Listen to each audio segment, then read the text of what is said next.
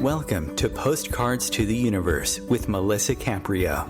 Do you believe in magic? What if you were told that all you had to do was get a little creative and work a magic spell to bring anything you can imagine into your life? Here on Postcards to the Universe, we will share manifesting, tips, postcards, creativity, abundance, and prosperity. Here is your host, Melisa Caprio. Hello, and welcome to Postcards to the Universe with Melisa, creating the life you crave. How's everybody doing this holiday season, this December? Well, today is just beautiful here in Florida. It's cooled down, and I have had my windows open all day, which is a precious rarity here, and I'm just loving it. So today is going to be a great show. I have a wonderful guest who I'm going to bring out in a few minutes, author and PhD Marlena Fiol. So just stay tuned, and she's going to come out and join me in a few. I know we're all trying to get into the holiday spirit this year, which has been a challenge for many of us. I already pretty much did all of my Christmas shopping, and most of my Christmas shopping I did this year online, and I'm supporting as much as I can small businesses. I bought so much this year from Etsy and from other artists that I know and authors. And speaking of authors, as you know, I am one. And if you are looking for a gift for family or friends, my book, Postcards to the Universe, Harness the Universe's Power and Manifest Your Dreams, would make a great gift. It's very uplifting and informative. It's inspirational. It's nonfiction and on manifesting abundance using postcards and creativity. And in the book, I have exercises and writing prompts along with my photographs that I took of 30 postcards and their manifesting stories. It's a great way to start off the new year. To set the intention that no matter what is happening out there, we have control on what goes on the inside of us. My book and so many of the authors I interview on my show are writing books on sharing how we shifted our lives and how we are learning to clean up our own story, our internal pain, so we aren't carrying all that heavy energy that isn't serving us. And I'm such a book person. I love books so much, and I think they make great gifts. My guest is also an author, and you're going to hear all about her book today. And I'm still doing the book giveaway. I have mentioned many times on previous shows. I'm not going to get into it again. So if you want to find out details about it, you can listen to some of my earlier shows, or you can email me at postcardstotheuniverse@gmail.com to find out more, and I'll share with you what that's about. You can see everything I'm doing on my social media accounts. I have Instagram, Twitter, and Facebook, and I would love it if you would follow me there. I also have a public Facebook group, which I keep sharing about each week. It's called Postcards of Love, where you can join and you can post inspirational posts. You can share stories, art, poetry, anything that's uplifting and will raise our vibe. So that's what that group is about. And I have an announcement, which is really cool. So I'm excited. Tomorrow, I'm going to be sharing that I was spotlighted on Shout Out Miami. So I'm going to post that in the social media accounts tomorrow. So Shout Out Miami is part of the Los Angeles-based Voyage group of magazines for publication. And they featured me, and it just came out, so I'm really excited about it. And this is their mission statement. Quote, "We think meaningful conversations are at the heart of community building. We also think every voice matters and that these conversations shouldn't be led by billionaires, media elites, or celebrities. We feel it's far more relevant to hear from the folks who make up the fabric of our communities, small business owners, mom and pops, and independent artists and creatives." And I looked at it today. And it looks really good, and it's got a bunch of my photos, so I'm so excited about it. So I will be sharing that tomorrow. Next week, I have Alan Klein. He's also an author, a.k.a. Mr. Jollytologist, with his new book, The All Factor, How a Little Bit of Wonder Can Make a big difference in your life, and it's exploring the human ability to be in awe. He has devoted over 30 years of his life to encouraging people to lighten up, to embrace a positive attitude. So join in next week to hear Alan on my show. Each week, I post a Magic Monday message, and this week, it's a postcard with the affirmation, Paradise Found. It's a beautiful postcard made by an artist friend of mine, and it's about finding yourself. I always post these on Instagram and Facebook and Twitter, so if you're interested, you can see them there, and they're on my website too. I decided to do something really great with the Magic Monday messages, and I'm going to be working on it after the new year, so I will share more about that at a later date. So you're just going to have to stay tuned. Okay, so let me read to you a little bio on my guest and bring her out. I'm really excited about this conversation. Marlena Fiol, PhD, is a globally recognized author, scholar, and speaker. She is a spiritual seeker whose work explores the depths of who we are and what's possible in our lives. Her significant body of publications on the topic, coupled with her own raw identity-changing experiences, makes her uniquely qualified to write about personal transformational change. She is also a certified Tai Chi instructor and freelance writer whose most recent work has appeared in numerous literary magazines and newsletters. And her book, which we're going to be focusing on today, titled Nothing Bad Between Us, A Mennonite Missionary's Daughter Finds Healing in Her Brokenness, is an incredible true story about family, love, and forgiveness. And if you want to find out more about her, you can go to her website, Marlena Fiol, MarlenaFiol.com, and you can read all about her. Welcome, Marlena. Thanks so much for being my guest today. Melisa, thank you so much. I'm delighted to be here. I'm so excited. So we're going to start with a little bit about who you are and your experience and what made you decide to write this book. Yeah. Well, it's like you read from the bio. I spent nearly 40 years as a business management scholar, a consultant, a professor, and most of that work explored how we as individuals and as organizations understand ourselves and how do we understand who we are and who we can become. And when I retired from my business career, really almost 6 years ago now, I began journaling as a way to turn inward and really turn some of those questions into my own life and some of the recurring patterns in my life that I didn't really understand very well. But it was just journaling for myself. I eventually published a few of those journal entries as essays. And this was, again, some years ago. My readers asked me to share more of my story, more of my journey, and that led me to blogging and the podcasting I do today, and it led me to writing the book we're going to be talking about today, Nothing Bad Between Us. So the book begins, if you want me to just give a quick overview. I would love that, and if you could explain, because a lot of people maybe don't know what a Mennonite is, so if you could share that with us, that would be great. Absolutely. Well, let me begin there. Well, often Mennonites are thought of as the same as Amish, and the Amish are one group of Mennonites. There are over 2 million Mennonites in the world, numerous different sects. The Mennonites that I came from were very, very strict, very conservative. But unlike the Amish, there was a belief that higher education was a good thing. And unlike the Amish, we did have cars with rubber tires, and we didn't wear the little caps on our heads, but we did wear very conservative clothing. I would say all Mennonites have three things in common. One is the belief in pacifism, or not going into war. Okay. Yeah, I was reading that they're pacifists. Okay.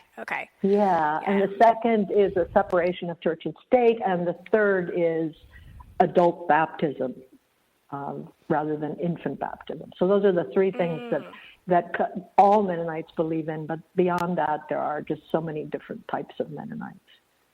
Yeah. Okay. Yeah, that clears it up, because I'm sure a lot of people are probably like, well, I don't know what that means, a Mennonite missionary. Yeah. So, okay, perfect. Yeah. Okay, so how did you, your story, this is what the book is about. It's your story. You felt that it was important to put it out there for us. So I'll let you go ahead, talk more about it. Yeah, the book begins with scenes of growing up on a leprosy station that my hero doctor, very strict Mennonite father, founded in Paraguay, South America, the year I was born. I know that's a mouthful. So it's a leprosy compound in a low German Mennonite community in Paraguay that my father founded the year I was born.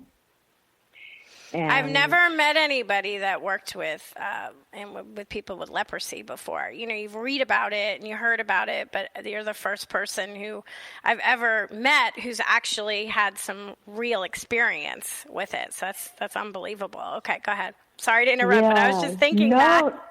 No, not at all. And Melisa, my father, would be so proud of you in this moment, because you did not say, I've never met someone who's been around lepers. You said, I've never been around someone I've never known of someone who's been around people with leprosy. And my father, this is back in 1951, okay? These people with leprosy were so ostracized, and there was so much stigma around the disease, so much more than there is even today. They were locked up in colonies, and they were treated like animals, and they were outcast, and they were called lepers. And my father was so insistent, they are not lepers. They are people like you and like me with dignity, and they have a disease called leprosy. And we're going to help them. And in fact, he revolutionized how leprosy is treated on the planet today. Back in 1951, when there wasn't even much knowledge about how the disease spreads, he was adamant that whenever possible, we keep these people in their homes with their families. And so only the most acute leprosy patients came to live with us on the leprosy compound. Wow. And the book invites readers into my fierce struggle as a young person between contradictory forces. On the one hand, I so desperately wanted to belong to my father and his Mennonite clan. On the other hand, I rebelled against the strict, often abusive rules that my father and my church tried to impose on me. And my rebelliousness, not surprisingly, led to more physical abuse and a lot of rejection. But that's not where my story ends. In the end, we achieved a hard-won level of forgiveness and of healing. Now, healing is an ongoing process, but that journey really launched me into a life of healing. And so it doesn't end with abuse, it's the rejection. And I really want to emphasize that this is not a story about railing against my judgmental Mennonite church or my super strict Mennonite father. And it's also not a story about perfect love and forgiveness. Right. It's a book about imperfect people on a bumpy path toward forgiveness and reconciliation. And my hope is that it inspires my readers, to encourage them to get up and try again, and to keep getting up over and over again as we move toward healing and more perfect love in our lives. And again, it's a lifelong journey, for sure. Right. Well, that's the thing. We never get to the finish line. We never get to the end goal, right? We're always learning and we're always growing. How old were you when you left there? I left when I was 20. Okay. So you lived there for the early part of your life, the whole time? Yes. Yes. Oh, wow. Okay. Yes. Yeah. And is your father still alive? Or did He is not. He no, is my not. parents. Okay. My parents are gone. Yeah. Okay. Yeah. I was going to say, well, if he read your book. So I was just curious about that. Well, so you have really your formative years were developing when you were living there. So that has to be really interesting since your book is about healing and forgiveness, about what you experienced living there. And I really want to get into the meat of that. And I know I want to ask you a question about what the difference between forgiveness and reconciliation is. And I kind of want to talk more about your relationship with your father, but I don't want to jump in yet because we're going to be coming up to that first break. And once you start, I don't want to interrupt you because I know this is going to be really important. So why don't we just take that break right here? And we'll come back and we're going to get really into it because I'm excited about hearing about this. Sounds great.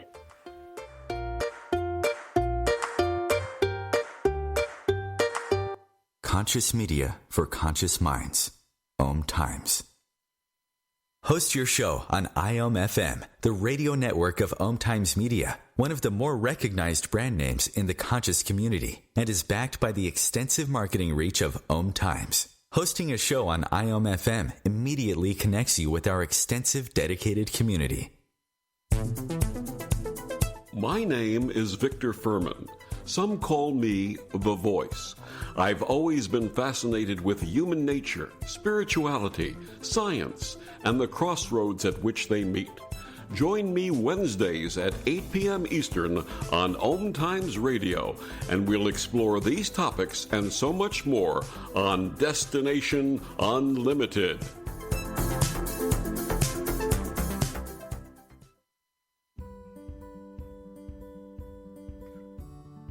Hi, I'm Melisa Caprio from Postcards to the Universe, creating the life you crave.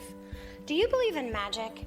What if I told you all you had to do was get a little creative and work a dream spell to bring anything you can imagine into your life? Well, guess what? I've got the spell for you.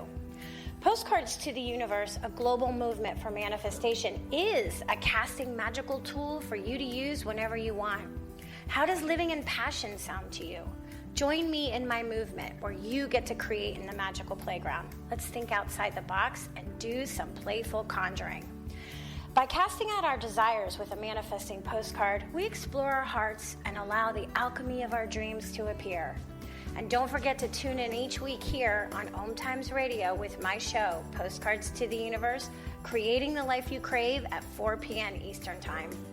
I share tips on creativity, abundance, and prosperity, and you will be introduced to the coolest guests, trailblazers, mystics, and creatives who enrich our lives.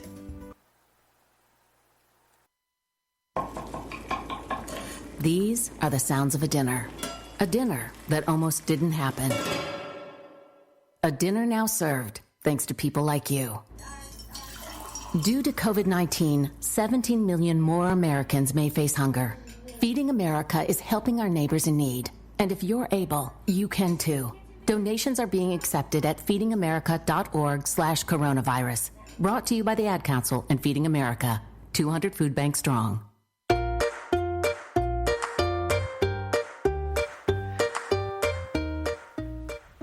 Welcome back. Okay, so I have author Marlena Fiol, PhD, on, and her book, Nothing Bad Between Us, a Mennonite missionary's daughter finds healing in her brokenness. And we're going to get into the meat of the book. So explain first off, because the book is about forgiveness and reconciliation and the differences and healing and what all that means. What was your experience that you were going through that caused you to write the book?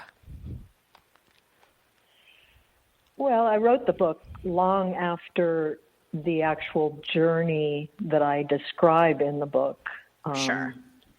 But when I began writing the book, it was, as I said, journaling for myself and trying to make sense of the patterns in my life.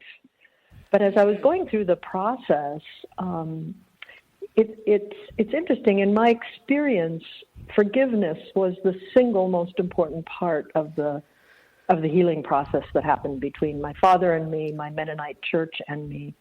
Mm-hmm. And when people who've read the book hear me say that, I've gotten more than once a comment that says, well, wait a minute. Not once in the book do you or your father say, I am sorry. And it's true. And in life, there was never a moment when we said, I am sorry. Mm-hmm. What happened really is, in our experience, what happened was that we gradually, from the terrible fights and the rejection and him throwing me out of his life in the when I was young, we continued to show up for each other. At the beginning, it was very uncomfortable. It was very awkward, but we nevertheless continued to show up. And then eventually we saw the frailty and the vulnerability in each other as each of us were really feeling a lot of pain in our lives. And that allowed us to see the humanity in each one of us. And we slowly and gradually became more vulnerable with each other. Mm-hmm. And there was a kind of a culminating moment when my father asked me, I was 30 years old, so this is now 10 years after my Mennonite church rejected me and my father threw me out of his life.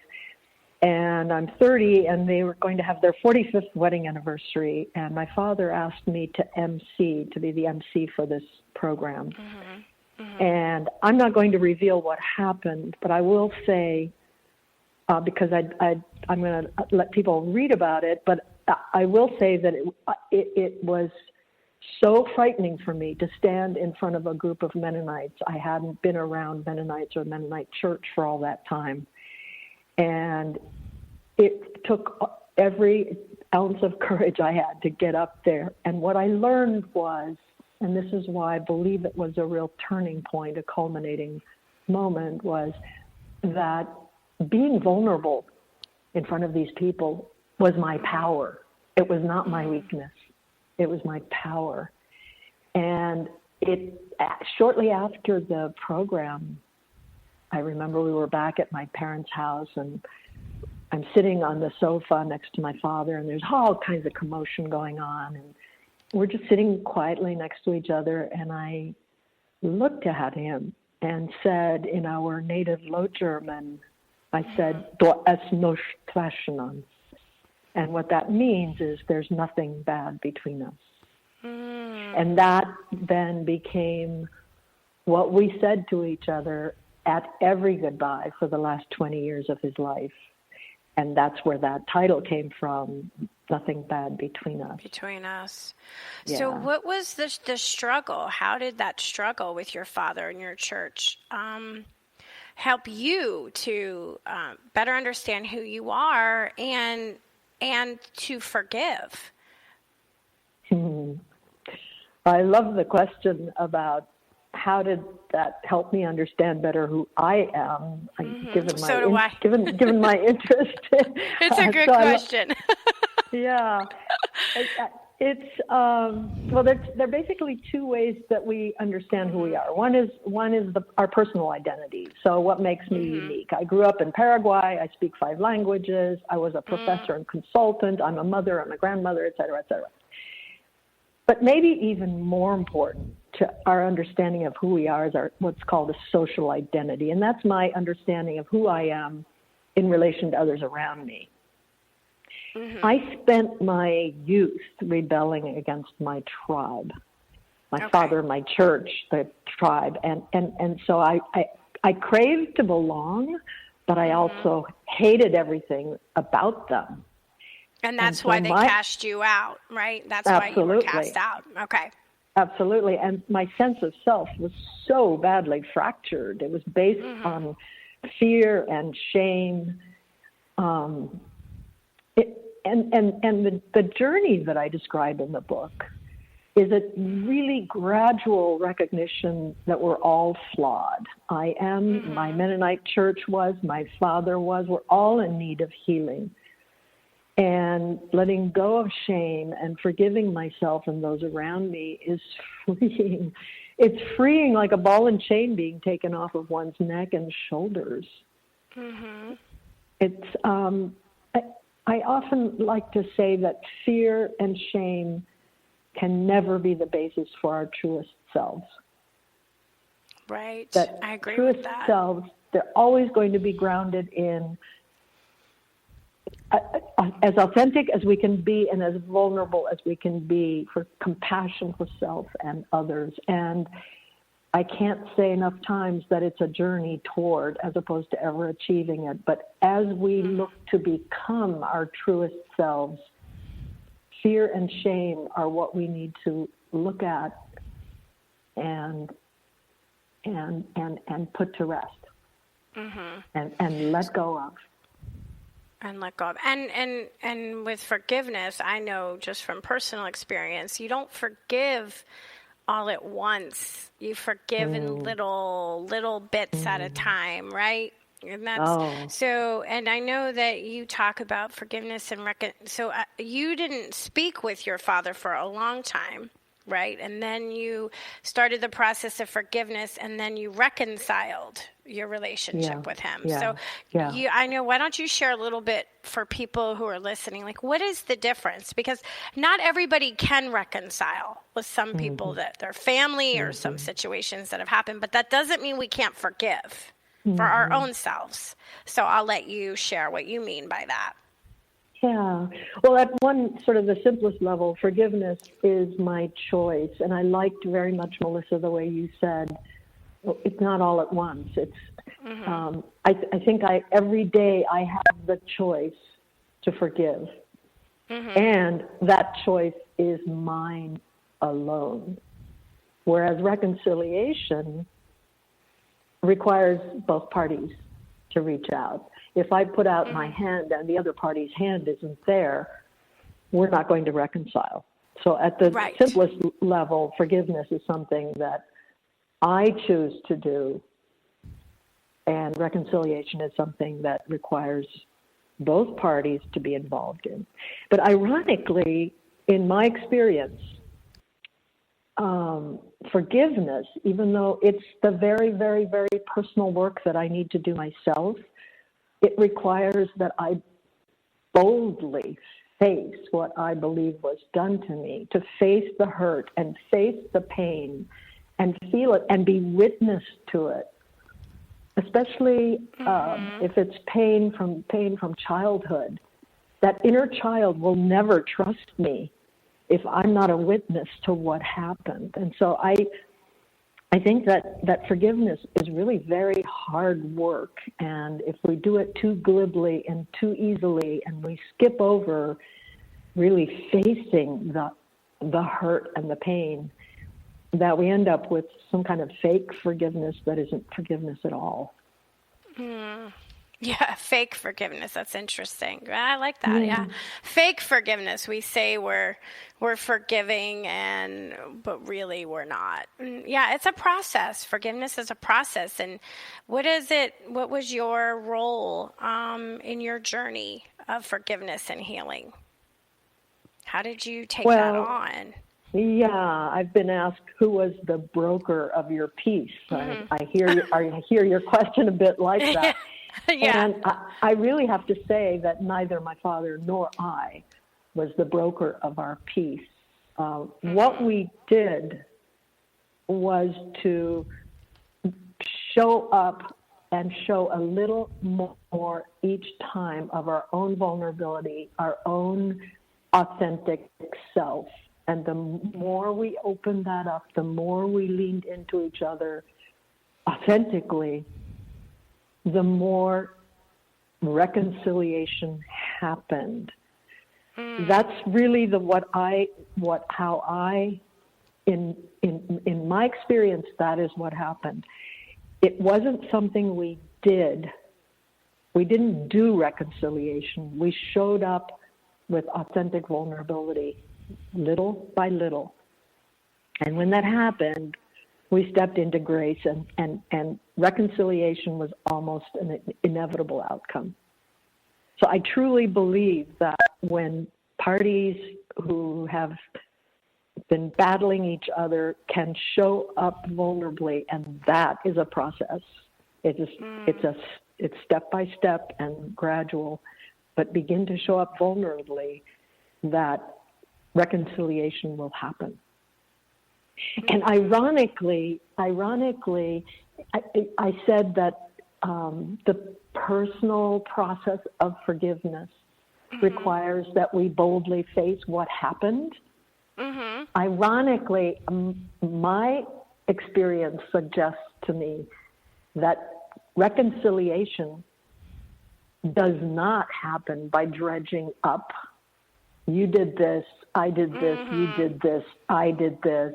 It gets to be almost a power play of who owes whom more. Yeah, I can see that. It gets us nowhere. And so I think authentic, vulnerable presence leads to reconciliation, not dredging it all up and trying to sort out who owes whom more apologies. Who owes whom more? I like that. What surprised you the most writing your book? Like, what were you like? I'm going to assume, I'm assuming, but a lot of emotional stuff was coming up while you were writing this book because it's such a personal story. So what surprised you about that? Well, the writing part itself, I think what surprised me is how easily it poured out. I'm currently writing with my co-author a second literary book, which is a historical novel, and it's a lot more work to write about someone else. When we're in scene, when we're in that place, when we can feel what we felt and smell what we smelled and see what we saw, I was surprised at how easily it actually poured out. Okay. What surprised me in putting it out into the world were some of the reactions from support, and even I'm now talking about family members, because we were certainly a family who never put out the dirty laundry for others to see. And so what I did was shocking to some of my siblings. And then the whole range of responses, though, because some of them just came to me, tears in their eyes, and said, I am so sorry. I walked part of this path with you, but I wasn't there more fully for you. And so we don't know how some of these stories that we tell, even though it's my story, I'm not telling theirs, but nevertheless, it's our family. And and so that's sometimes very challenging. Sure. Yeah, it is. It's not an easy process. And I imagine that you really, if you really laid it out, right? I mean, you weren't holding back from what your experience was, because I wanted to ask you a question was, who do you think this book is for, your book? Anyone who's been hurt, who's been abused, and is seeking healing or is already on a healing path. It's most certainly not a how-to 3 steps to perfect healing kind of book. Right. But it is an honest and a vulnerable story of my journey toward greater wholeness. And I have readers telling me that it offers inspiration and hope for others on that journey, which is, of course, my biggest hope. Yeah. So basically, it's for everyone, whoever's been hurt. At some point in their life, right? We've all been hurt somewhere. So basically all of us. It's for all of us. As long as we're seeking healing at some level. At some level. Even, as long as we're seeking to heal at some level, wanting to heal. Wanting to heal. Yeah. And what have those, what has the healing process been like, and what have those dark times taught you? Well, let me just say, first of all, that I hate the dark times as much as anyone else. Yeah, we all do. When we are in that horrendous pain, it is not where we want to be. No, it's not. But yes, there are lessons. There are lessons, I would say, from my early life. One of the biggest lessons was resilience. I found strengths when I hit rock bottom that I didn't even know I had. One of my readers called my book, or at least the first part of the book, one shitstorm after the other. And it's really making so many bad decisions and hitting rock bottom again and again and again. And I get up. But here's the thing. I get up with anger and defensiveness, and I get back up. But, right? And and there was a beginning of a turning point was when I divorced, or the marriage broke up with the nicest man I had ever known.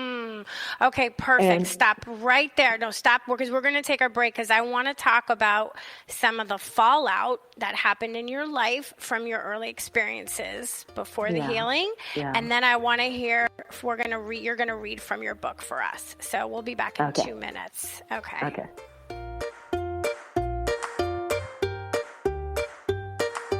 The Real Conscious Connection. OMTimes Radio. IOM FM.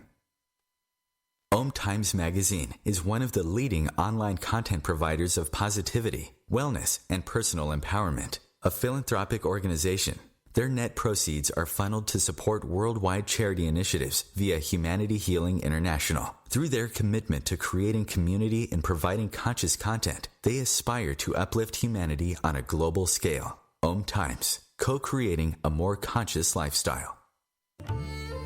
Imagine yourself being transported to India, to the banks of the Ganga and an ashram in Rishikesh. Visualize that you are welcome to satsang with an American sannyasi who shares the wisdom of her guru. Your visualization has manifested. Join Sattvi Bhagawati Saraswati for inspiration and transformation every Thursday at 11 a.m. Eastern on OMTimes Radio.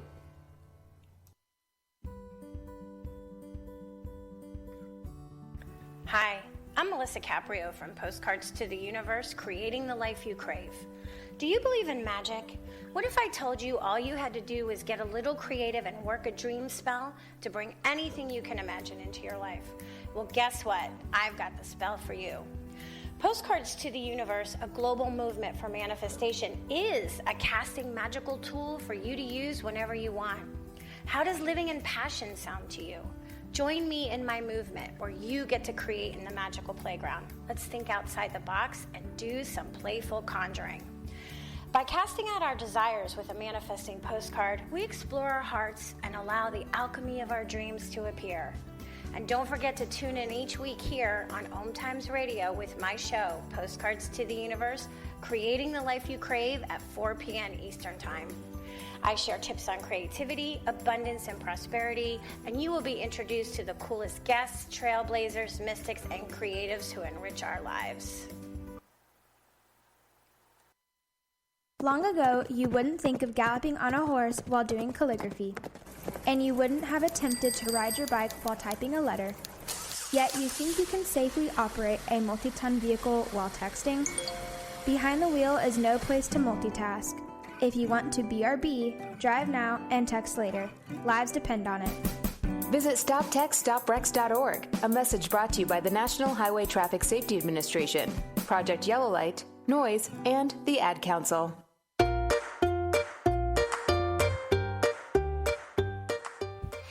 Okay, Marlena, I want to jump right in. So as we were going to break, you were talking about kind of the fallout before you kind of became conscious of what was going on with you, and you started talking about your marriage. So I think that's important because I've experienced it personally, and I know a lot of other people have too.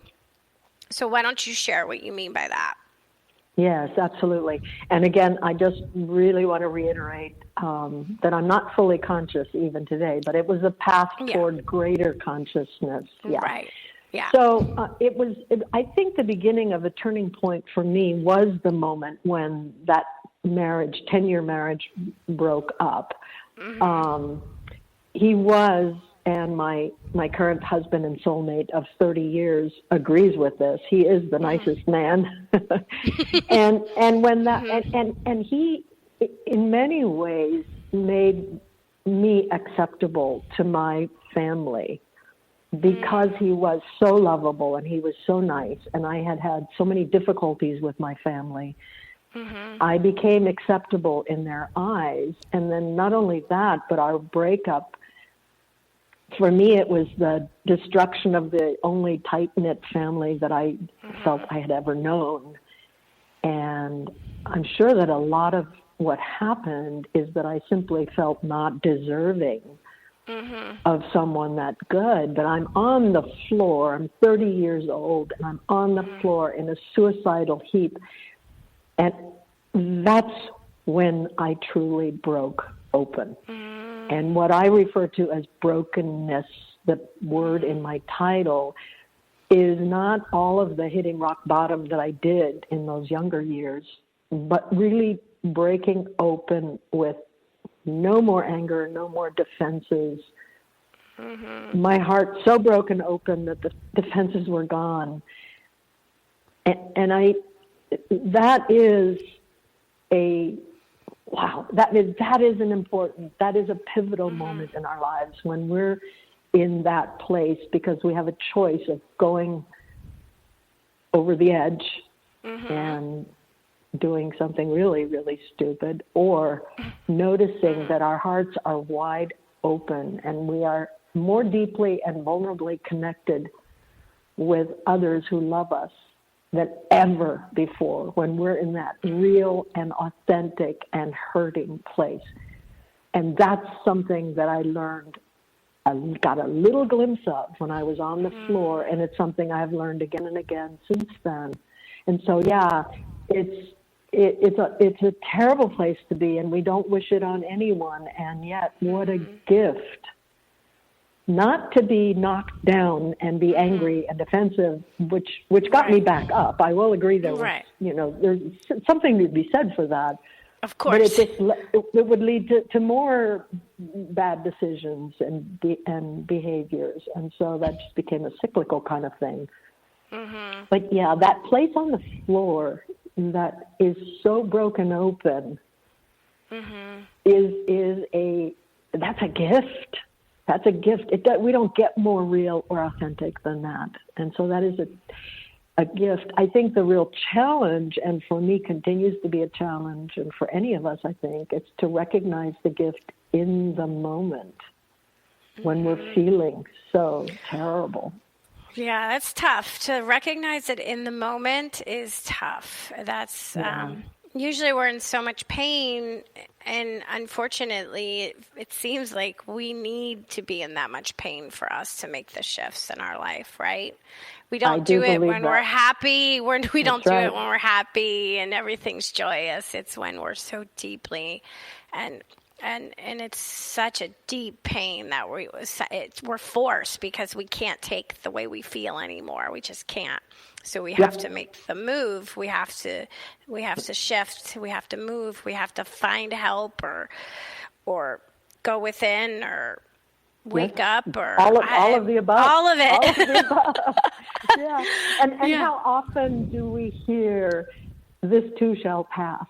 And what an amazing intention to hold the desire to be able to say, what can I learn from this in the midst of it, rather than this too shall pass. Yeah. And I want to say one thing, and then I want you to read, and you read whatever excerpt you want from your book. I want you to read a little excerpt from your book, but I just want to say, and I think this is really important. When we are very hurt and we are very wounded and we have a lot of pain, and a lot of people don't realize this, and it took me a long time to get it. We don't know how to let love in. So when someone shows up for us, or we show up for someone else who's in that situation and we try to love them, they can't receive it where they are. So a lot of people don't realize, they don't understand when they'll say, especially with relationships, I was so good to that person, I don't understand. Yeah. Wherever they was in maybe too much pain for them to be able to feel worthy of what you were offering. So I just wanted to mention that, because I think that's really important. Absolutely. Yeah. Absolutely. Yeah. Okay, so I'm excited to hear. So wherever you want to go, or whatever you think we need to hear, I'm leaving it up to you. All right. It's the very beginning of the book. It's from the prologue. Okay. In the dark, squared-off pews of the German Mennonite church sanctuary sat my accusers, stern and silent, all eyes converging on me. I dropped my head and concentrated on the rectangular pattern of the tile floor. The closed church shutters kept out the fiery late-afternoon Paraguay sun. The weight of the musty, trapped air was suffocating. Pastor Arnold Entz, a short, balding man with stooped shoulders and a large belly stretching the seams of a jacket a few sizes too small for him, had ushered me in through a narrow door at the front of the church. We walked beside the choir platform where I had stood to sing each Sunday, and behind the organ that I had played for 7 years, since I was 11. A single straight-backed wooden chair had been placed next to the pulpit. The pastor signaled for me to sit. I made my way to the chair without looking up. I had dressed judiciously for this meeting. My dark gray skirt hung well below my knees. My arms itched against the starched long sleeves of my white shirt, buttoned neck high. I had pulled my long, wild, reddish-brown hair into a tight bun at the nape of my neck. I wore no makeup. Pastor Entz addressed the rows and rows of pews in High German, although Mennonites in Paraguay all spoke the guttural, mostly unwritten Plattdeutsch, Low German, to one another. In church, we spoke only the more dignified High German, which was a distinctly different language. For example, church excommunication in Plattdeutsch is Teutebon, while in High German, it is Kirchenverbot. We've called a special church meeting on this first Sunday in January to discuss your sins and to determine the consequences, Pastor Entz said, turning to me. Heavy silence. I swallowed hard to keep acid from rising in my throat. And then the very end of the prologue is, I heard nothing further. They had just taken away from me all that I held most dear about the Mennonite church. I loved the music, but it wasn't just that. I'd been a soloist in the church, and the church leaders consistently had shown such appreciation for my organ playing. How was I supposed to face these people now? I imagined the word unclean stamped in red letters on my forehead. The prayer finally ended, and people rose to leave. I watched my father's rigid back as he strode out and disappeared. Wow. Yeah, that sounds very, I can picture it, which is what's so great about books, right? Is they transport you. They transport you. So I feel what you were feeling in that moment. This must have been very challenging to write some of the passages when you had to really kind of go back there. You know, how was that in your process? I will say that I had done a lot of journaling before I began to put it together in book form. It doesn't mean that it doesn't still, even just now as I read it, I didn't cry, but there were tears in my eyes. And so the pain never entirely goes away, but I think as one keeps working through it, it becomes less and less painful. Yeah. And when you said that you would write excerpts, or you would write blogs or small pieces and essays, and And when was, like, you really said, oh, you know what, I think I need to write this book? Actually, as I said earlier, my readers of essays that I published years ago would say, I want more. I want to hear more about your story. And I'd say, nah, I'm a business writer. I don't do that kind of writing. But it was one day in Tucson, Arizona, where we used to live. It was probably, 3 or 4 years ago. I read exactly what I just read, the first part of the prologue, to my husband. And he sat across the room, tears streaming down his face, and he said, you have to write a book about this. And so that was that was the beginning of seriously starting to turn it into a book. Yeah. Wow. Yeah. I know, it's kind of interesting how we, we'll have a story in us and we don't necessarily know that we need to write the story as a book. And then all these things kind of start to happen. And I would say, like, we get these little signs, people will say something, or you'll be inspired by something, or, and then it just births, which is what's so great about books and what makes books so unique.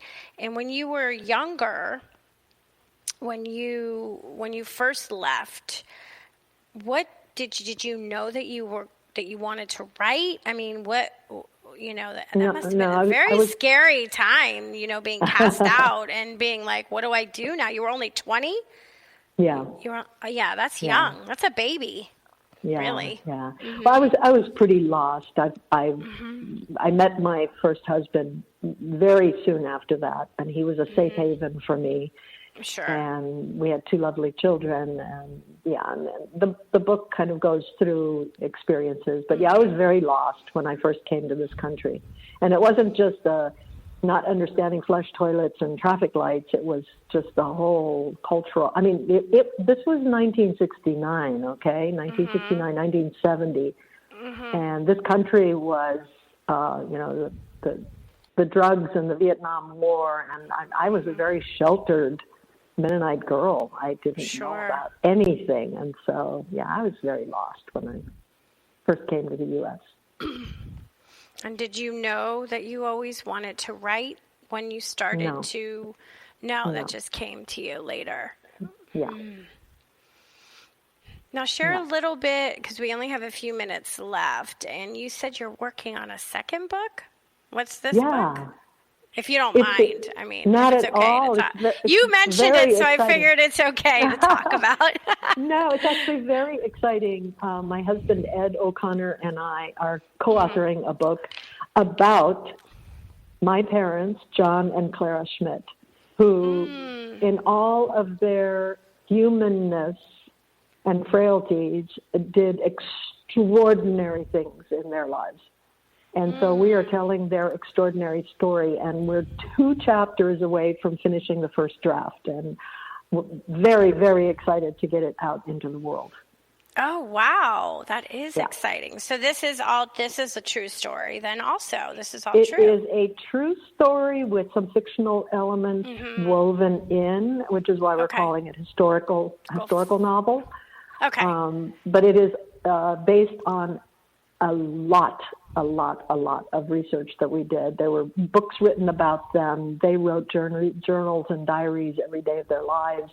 We have letters. We have so many boxes of material that we based this book on. So it's mostly a very true story. How fun that you're writing with your husband. I mean, is it fun? I'm literally saying how fun. Maybe it's not. I don't know. It is my true path. We spent decades together in the business world, writing together and running a consulting business together. And so, he is my truest partner. And this has been a lot of fun, and can't wait to get it into the world. I bet. Well, I really want to thank you so much for being with me, and it was so great getting, to interview you. And I want you to tell everyone the best way that they can find you and that they can find your book. Absolutely. You can find me on my website at marlenafiol.com. I assume you'll have that in your show notes as well, Melisa? Mm-hmm. Yes. Yeah. Mm-hmm. Yeah. Yep. And it was absolutely my pleasure. I love being here. So thank you so much for having me. Yeah, it was great. What an interesting life you've led, I have to say. It's very interesting. And you speak 5 languages, too. I'm so jealous. I wish I spoke more than one. I have a hard time. I've tried. I have a bit of a hard time learning a different language as an adult. It has not been an easy for me at all. Everyone always says once you've got 2 or 3 under your belt, the next ones are much easier. So. Oh, well, I thank you so much. It's been such a pleasure. It really has. Thank you. I just want to wish everyone thank you for joining me on my show. Thanks for listening to Postcards to the Universe with Melisa, creating the life you crave. And I will see you all next time. Have a wonderful week filled with love and peace, and enjoy this special time of year, Christmas time. Thanks, guys. Peace.